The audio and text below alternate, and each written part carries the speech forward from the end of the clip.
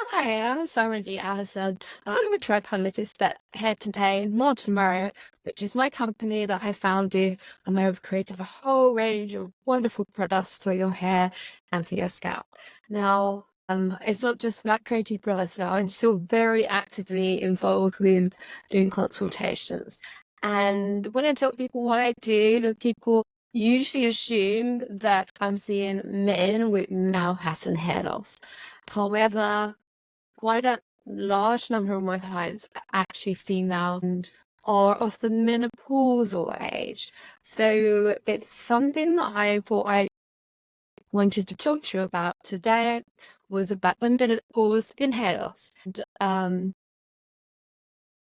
it's something that you may not be aware of as being a factor. One of the other many side effects that you get when you're above the menopausal age. But actually, you can get hair loss related to the menopause when they're in the perimenopause age. So that can be 5 years before you actually hit menopause. That's when perimenopause actually starts.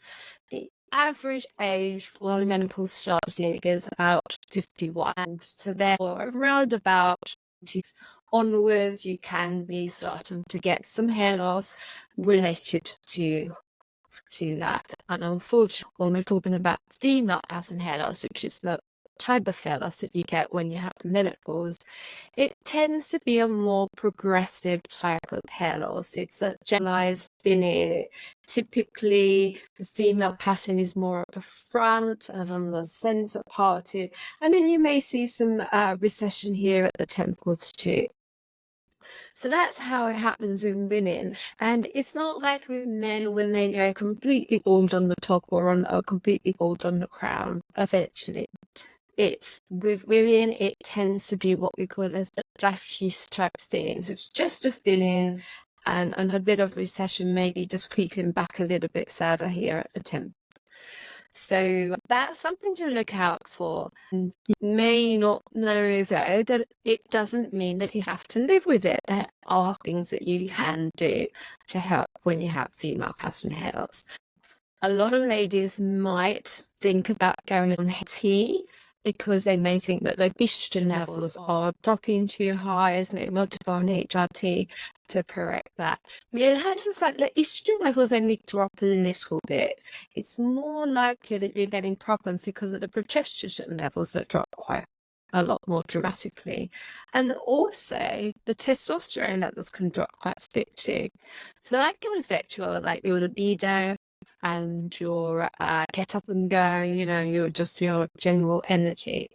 So it's very important maybe to just have a few blood tests taken to see what your levels are doing, check when you are, because you may even think you're in a perimenopausal age, because it happens when I get a lot of clients that come to me, think they're menopausal, so I check their bloods, actually they're not even, they're nowhere near change at all.